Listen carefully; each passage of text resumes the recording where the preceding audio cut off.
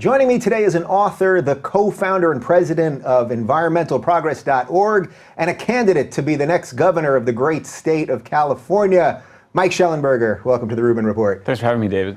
I am very jealous of your beard. You have an evened amount of gray in the beard.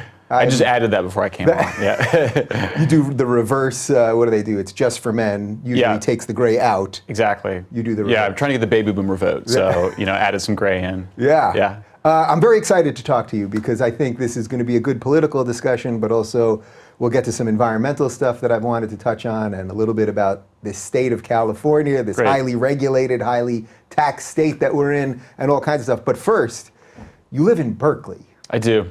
What the hell is going on in Berkeley these days? I mean, really, what's going on there? It seems like it's become one, it was once the home for free speech and real liberalism, and it seems like it's become this sort of hysterical, crazy, silencing mob up there. What's happening? I mean, in some ways it's funny because it's supposed to be an outlier, but in some ways it's similar to what's happening in the rest of the country. People don't listen to each other. It's so striking. I think that the social media gives people a lot of confidence in their views. They have a lot of information available to them, and so people are just not listening. And I find that everywhere. Berkeley is certainly the case. We've been smug for a long time, though, in Berkeley.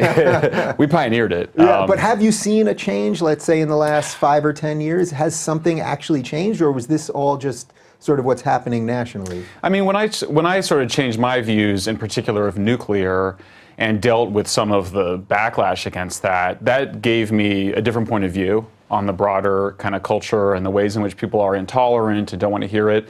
But just because of my age, I think, and I hadn't been associated with the university, I had a think tank in Oakland, lived in Berkeley, but I hadn't really had a lot of interaction with the students until recently, so I didn't even know about trigger warnings, until a couple of years ago. And then I was like, what are those? So live in Berkeley, had a think tank in Oakland. I'm just trying to paint for the people that don't know you. You come from a lefty area and all that stuff. Yeah. So before we get into the nuclear stuff, which is really, I think, your key thing, tell me just a little bit about your history. What do I need to know about you before we get into the meat here? Let's see. So I'm a Gen Xer, born 1971. Raised, in that fear of the Cold War, as you probably had, saw The Day After on television when I was in, 12, terrified of nuclear war. My parents were Christian pacifists, but they also divorced, so I was a kid of divorce, suburban Colorado, very left-wing kid, my parents were pretty liberal. And then I moved to the Bay Area after college to work with a left-wing activist group called Global Exchange. So I've always been sort of a man of the left, and when my views of nuclear in particular changed in the environment, then I sort of was able to kind of start to give myself permission to rethink other things and not believe everything I thought, so to speak, and to start to question some of those things. Yeah, and that's why I thought you'd be a perfect guest, because what we're about to talk about now, your sort of evolution and what you're pushing against and where you get support, it sort of fits a lot of sort of where I'm at and a lot of what some of my other guests have dealt with. Right. So tell me, as you woke up to nuclear, all right, so what was the sort of base environmental thinking when you just got out of college and were working in this industry? Yeah, I mean, I had sort of that sort of basic, simplistic, kind of lefty view that all of the problems in the world were due to big corporations and capitalism, and that's what was wrong with the environment. And I had this picture, I think, that a lot of people have still, which is that a more beautiful world would be solar panels on your roof, an electric car in the driveway, and we wrote about how to achieve that, but the more we were writing about it, the more we realized the limitations of solar and wind, in particular as energy sources. And we had a bunch of friends who were just like, if you're concerned about climate change and air pollution, why not nuclear? And we had to go through a process, really took several years to sort of finally answer that question and go, we got to have nuclear if we're going to deal with climate. Yeah, so before we fully get there, what are some of the limitations? Because I think most people, even now, even though you're saying this was a couple years ago for you, even now most people I think have that idea. If we just all had solar panels on our roof and if we had more wind turbines and all that everything actually would be okay. But that's actually not what you argue. That's right, and my views sort of have evolved. But I mean, the biggest problem that people are aware of is that you only get electricity out of wind and solar when the sun is shining and the wind is blowing. And people kind of go, well, maybe the sun is shining when the wind's not blowing, or the wind, Right. And it's like, no, that's not really true either. So you always have to have power plants ready to run at any minute. Usually natural gas, because you can fire them up so quickly. And people go, what about batteries? Batteries are really expensive. Just getting enough of them to store the amount of electricity you need. I mean, I think we calculated that if you took all of the batteries in California and you stored all of our electricity, you'd have like a couple of hours max, So, and that would be taking all the batteries out of cars and trucks. So it's a lot of batteries. It's a lot of batteries, yeah. Yeah. Other thing is, batteries are terrible for the environment. And there's another problem with renewables, which is that they take a lot of space because the sunlight and water and wind are energy diffuse. You have to get a lot of wind to get enough electricity out of them, or you have to cover a lot of area to get enough concentrated sunlight to make sufficient quantities of electricity. You actually have big land use impacts, and if the whole point is to save the natural environment, you end up doing things like killing a lot of desert tortoises in the Mojave, and then you have a big waste problem that we haven't solved. Both solar panels and batteries contain high levels of toxic waste. In fact, about 200 to 300 more toxic waste from the same amount of energy in solar panels than is created from nuclear. Wow. So when you it's really the big problems with renewables are actually environmental problems. And it also tends to make them more expensive. Yeah. And Do you think then that there's no place for them, or is there some place, like if you were to drive from LA here, if we were to drive towards like Palm Springs, there are in the hills, you see plenty of wind turbines. Yeah. Obviously here in LA, because of the amount of sunshine, we see plenty of people with solar panels on their roof. Every time I go to Home Depot, there's always 5 people that try to accost me and get me on solar panels and all that. Do you think there's any place for those things? Oh, sure. And there's one place for them is in my backyard. I have. All right, there you go. I mean, I think that solar was traditionally used for remote applications. So places where you don't have electrical wire, it doesn't make sense to have electrical wire there. Solar panels are really cool technologies. I mean, there's nothing wrong with them. I think there's something wrong when we are subsidizing the most affluent members of our society to have them. And that's what's happened. So California has seen our electricity prices went up 40%. At a period where, they went up 4 times more than they did in the rest of the country over the last 7 years. And a big part of that was we were subsidizing people to get solar and wind. I think if you're doing some experimental work, some R&D, perfectly important role for the government. That's how we got jet turbines and a lot of the technologies in our iPhones. But when you're kind of constantly subsidizing them, the people that get punished is working people, middle class people, poor people, because their electricity prices go up. And so that starts to have a concern, a universal concern, whether you're liberal or conservative or whatever. So I want to get a little more to that and government's role and whether that's the answer. We'll shelve that for now. But I'm very much aware of that, because even right now, as I've looked into it a little bit, I see that a lot of subsidies have actually run out in California. There's a lot that are expiring at the end of the year and all sorts of other stuff. And also just by a function of having this studio, I mean, you see all these lights. Like these lights, they burn hot and they suck a ton of electricity. Right. So my electricity bills are crazy. So this is something I'm very aware of. So tell me when you started realizing that nuclear wasn't the evil thing that perhaps it had been portrayed as. I think I helped to stop a proposed radioactive waste repository actually in my late 20s. But as you got concerned about climate, you started hearing people talk a little bit more about it. I think my views were probably softening even before I became directly focused on it. But then it was really a couple of friends. One of them was Stuart Brand, who was sort of the originary hippie, Whole Earth Catalog, advisor to Governor Brown in the 70s.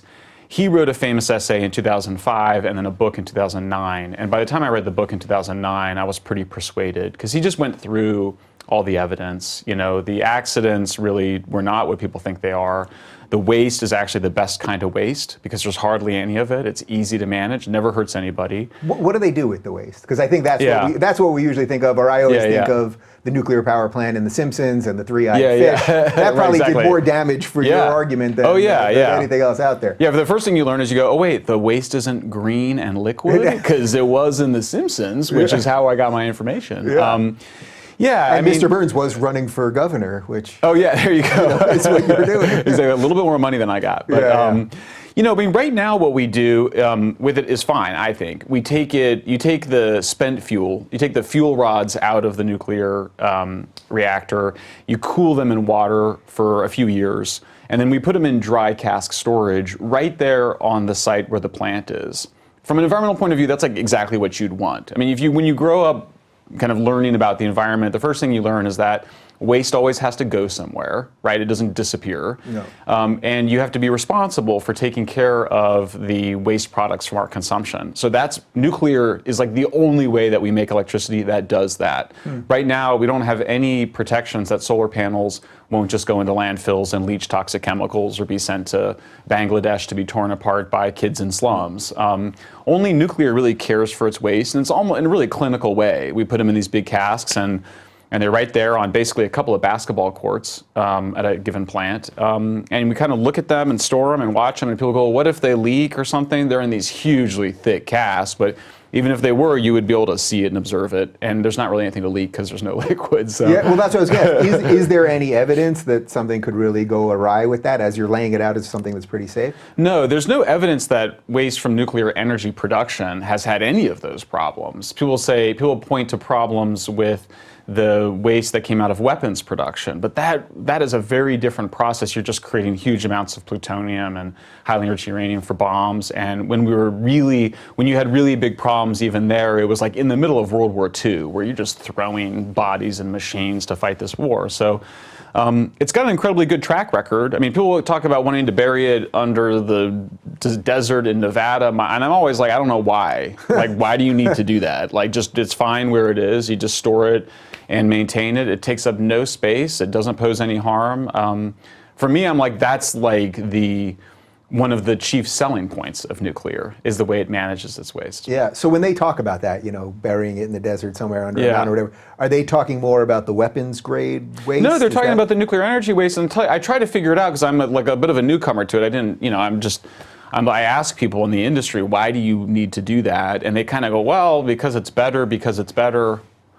Look, people made a lot of money building that big hole in Nevada. I think from a libertarian point of view, you kind of go, there was a lot of money to be made on these fears that were manufactured and that were used to manipulate people like us that grew up in the 70s.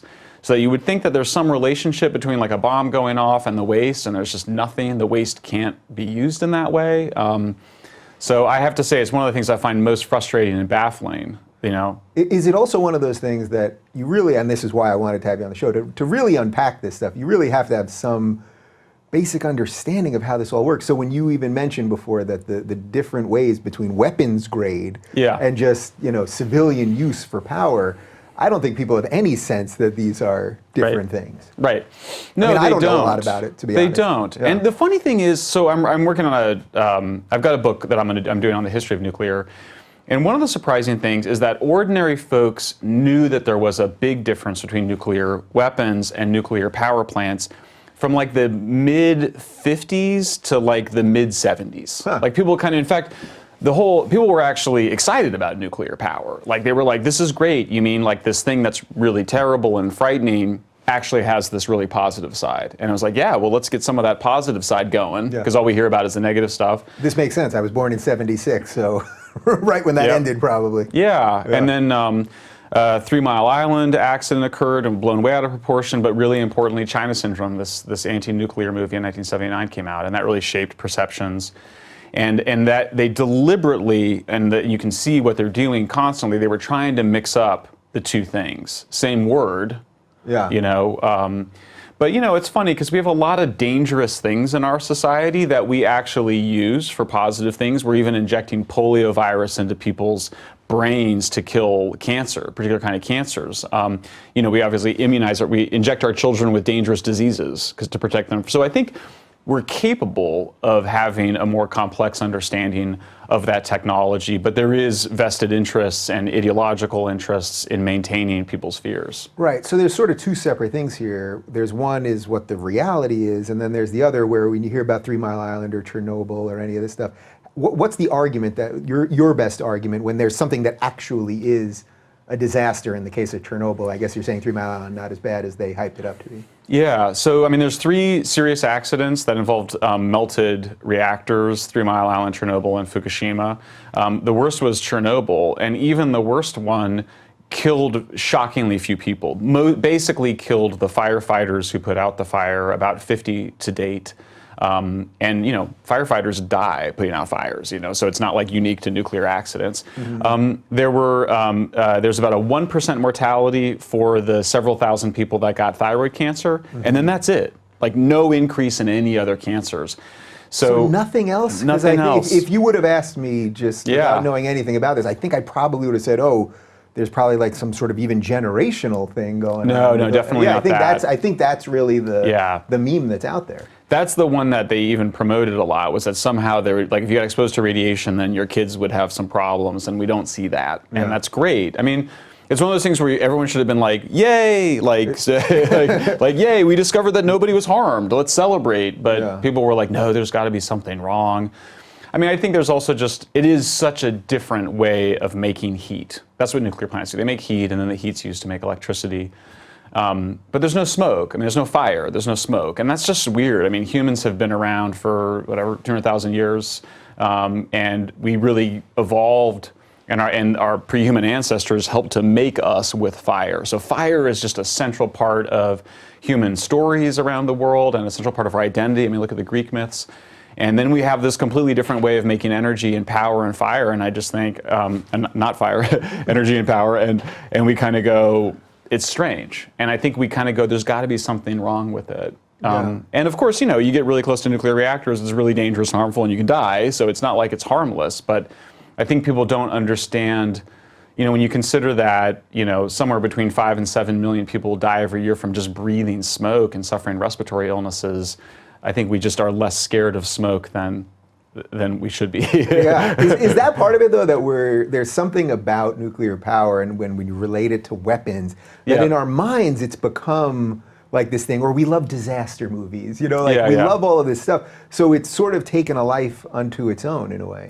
Yeah, it's such an interesting problem, because on the one hand, people they want so much safety from nuclear, even though it kills basically nobody, compared to every other way of making energy. I mean, natural gas pipelines explode all the time, oil refineries go down, and it's kind of like, come on, you drive your car super fast, you smoke cigarettes when you drink too much, we do all these risky behaviors, and somehow we don't want any risky behavior from this one. I think it is that association. You think something horribly could go wrong, even though we've seen horrible things go wrong with nuclear accidents, and it doesn't harm hardly anybody. So, I think it's about a lot of different things. It was interesting. I was watching one of your earlier conversations where one of your guests talked about the infantilization of the public. Here we're rich and comfortable, and we want high levels of safety.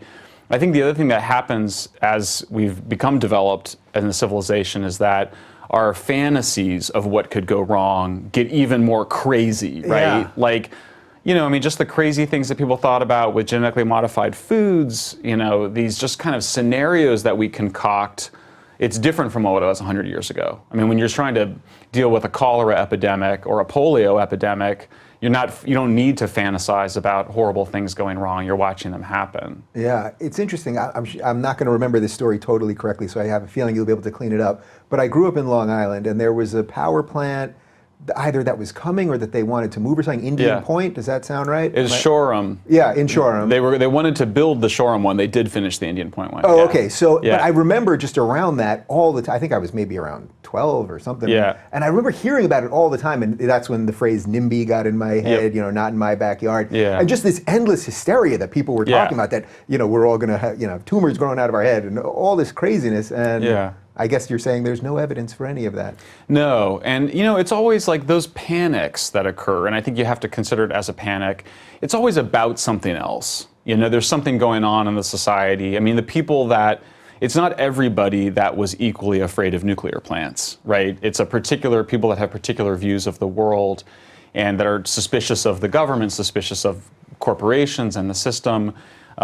Suspicious of modern life, and so they're the ones who are more prone to have those kinds of fears. I think we see something different on the conservative side, the political right. They have different fears that, and they express themselves differently. Yeah. So, okay. So when you start having this sort of wake up to nuclear and you're in this pretty lefty field in the geographic places that you're in, what kind of pushback did you get? Oh, a lot. I mean, a lot. I mean, and it's continued, although I have to say it's gotten a lot better. I mean, we saw one of the big environmental online magazines just came out with a long article in support of nuclear.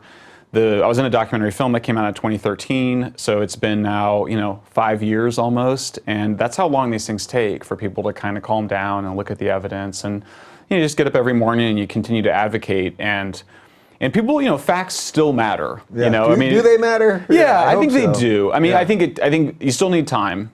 There's a way in which facts matter more than ever because there's so much opinion out there. Everyone's got an opinion, but real facts, you kind of go, look, it's the World Health Organization. Mm-hmm. Do you think there's a conspiracy involving thousands of scientists to cover up some deaths that occurred? I mean, it just doesn't really make sense for most people. Yeah. There's obviously a lot of conspiracy theorists and crazy ideas, but I think that a lot of people have come around on the issue. Yeah, so a lot of my former guests have been progressives that have sort of had a kind of awakening, and then they end up being hated by the very people they were with. Mm-hmm. Were you getting that?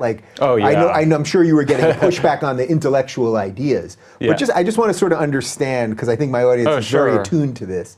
When you start doing something a little bit different, I just want to understand sort of the level of hate and pushback you were getting. Yeah, it's hard. I mean, you get a lot of, it's important to remind yourself that it's sort of not about you. Because you take it personally. Yeah. You're like, well, I'm not that kind of a person. And there's they're just projecting stuff onto you. The most painful stuff was when I had a friend on my Facebook page accuse me of being on the take from the nuclear industry. And I was just kind of like, look, dude, the friendship is over. I was like, that's... But and he apologized later, but it was an interesting interaction because it was kind of like, hey, man, you really kind of let yourself forget who your friend was, in this kind of, it was in the midst of all the Bernie Sanders stuff where Bernie was attacking nuclear and he was a big Bernie guy. And I just remember being like, you're just caught up in something. And actually you need to kind of take a minute and get control and think about what you're saying and who you're saying it to. Yeah. And he apologized for it, but I was kind of like, how do you do that at a mass level? Where you kind of go, hey, everyone, can we just, deep breath? Can we all take a deep breath and refocus? But I love hearing that personal side of it because I think so many people are going through that. Not necessarily with nuclear power like you're going through it, but just with whatever their own political evolution is. So let's talk about Bernie in this for a little bit because he was campaigning against this. Now, if the science is as clean as what you're saying is, then why wouldn't the progressive, lefty guy who's always talking about, what does he say, an environmental revolution, right? He wants a social revolution and a political revolution and an environmental, he wants environmental justice. I don't even know what that means. But, but why wouldn't he be for this? That's a very interesting question. And I suspect there's a lot of different reasons. I mean, some of it is he's an old guy. It's very hard for old people to change. It was hard for me to change my mind about nuclear. And I was in my late 30s, early 40s. And again, you have to overcome a whole bunch of associations. There's basically a picture, a lot of what gets called environmentalism doesn't have anything to do with the environment. It has more to do with the kind of society you want. And so the idea would be we should have decentralized food and energy production. We're all going to have our own little chicken coop and our own little garden and our own solar panel. There you go. Yeah. You're part of it. Yeah, I'm trying. My chicks aren't laying yet. They're 18 weeks right now. So any day now I can have an egg. There could be one at the end of this. I'll gladly make you an omelet. Yeah, I mean, we have a little garden in the back, and the amount of money and labor we put into that garden, I'm like, each tomato is $500, So, it's a bit of that fantasy. I mean, I love working in the garden, right? It's great to work in the garden. It's great to have fresh eggs and for people that can afford it and you might want it, it might be cool to have solar panels for a variety of different reasons. I think that when you kind of get too caught up in that and you start to think that I'm going to produce all my food that way, or I'm going to produce all my energy that way, that you've really started to lose touch with kind of a basic understanding of how materials and energy and society works, and you're letting that desire for a fantasy to take over. So that's kind of what we come up against. I think that's where if you can kind of get people out of their own life and their own how they want to live in their backyard to, well, how are we going to, there's 7 billion people on Earth, so how are we going to provide food and resources for everybody? That helps to recontextualize things. Yeah, so what's the connection there between, or what's the disconnect, I should say, between sort of progressivism and using nuclear power? Because what you're saying is this can bring more energy to people at a lower cost than a lot of the other things that we're using at a safer level. I mean, It seems to me that even though, yes, Bernie's an old guy, it seems like this is something he should have come around on. So I'm still missing that disconnect. Maybe we just don't know. Yeah. Or is there something about the way the left is with environmentalism that's so connected now to solar? Yes. And wind and stuff like that. Well, and it's funny because it all actually happened here in California, and you can see the difference between our current governor, Jerry Brown, and his dad. His dad was governor, and he was the Democratic Party that I kind of was raised on as a kid, so the party of the people. You know, it was a party for the working man, the working family. Everyone gets a high wage. You build highways, agriculture, factories. The 60s occur, his son gets elected, Jerry, for the first time, 1974, takes power in 1975, and he says, he's interviewed by William F. Buckley actually, he says, we all have to do with less. We need to have less material consumption, we have to obey limits. Well, it's a striking thing to hear from not just who he was as a Democrat, as someone that was up for everybody prospering, but it was also, he's one of the wealthiest families in California. Of course. They owned a huge oil monopoly from the Indonesian military dictatorship. So who were the people that were promoting this idea of doing with less? It was the wealthiest members of our society. It was often kids that inherited, family wealth, they had land. And so one of the most surprising things in running for governor, as I learn more about the state, is our housing crisis is a direct consequence of that same worldview that took over left liberal politics in the 70s. Before that, the idea was there should be abundant housing. People should be able to buy a home. And home ownership was really very progressive, right? Because homeowners have so much wealth in their homes, and progressives wanted to promote that. Well, Jerry Brown gets in, and his anti-development, so-called environmentalists get in there, and they seek to restrict homes, housing, consumption, energy, and it was almost like the opposite of what came before it. So you're telling me that first term Jerry Brown is the guy I have to blame for the mortgage that I'm going to be paying for the rest of my life on this thing? Yeah, and really he's now, he'll have served 4 terms when he leaves office at the end of this year, or at the beginning of next year, I should say. And it's, again, you kind of go, well, then why was Jerry like that? That's where in my book you kind of are like searching for it, and I think you just kind of get to a backlash against basic progressive and liberalism. That's the funny thing. There's a backlash against making prosperity for all. They didn't want everybody to have prosperity. They wanted to really kick away the ladder and kind of protect all of it for themselves. Right, so it's so interesting. So you're saying basically in 75, he's going, well, we're going to have to deal with less, but he didn't really mean we, he meant you, because him and his oil guys, and obviously the guy's had a lot of money and power for a long time through his family, because he's still around 30 some odd years later. I want to talk a lot more about why you want to be governor. But one other thing, have you read that book right there by any chance? Of course. Okay. Yeah. And I know Alex. I had a coffee with him. Yeah. Okay, great. So Alex Epstein, I had him on. It's the moral case for fossil fuels. Right. Is the book. I had him on probably about 2 years ago. I don't think that I've ever gotten more hate for an interview than, I've had plenty of controversial people on here that I then get lumped in with, and people think I endorse all their views, which obviously is nonsensical. But I truly think I got the most hate I ever got for having this guy on. Now, his basic argument is the title of the book. Right. And he's just saying the most you can do for humans now is to still use fossil fuels. I'm curious where you kind of fall on that argument. I think he gets it half right. My view is that it's very simple in some ways. I think now that I know more about housing and schools and other things, I'm like, well, that's really complicated stuff. But energy, I think, is pretty simple. So most of us start off in societies using wood and dung as our primary energy. Anything is better than that, including burning coal, right? Because it's terrible. You breathe the smoke, and it's just the labor involved, right? So then you get electricity from coal and hydroelectric dams. Those are the first thing poor countries get. So there's really a moral case for coal and hydro if all you're using is wood and dung. But then I also think there's a moral case for using cleaner burning fuels like natural gas and uranium. So he wants to, Alex did a good job with this book in the sense that he wanted to start a conversation about how are we going to stop poor countries from using fossil fuels? That's really unethical.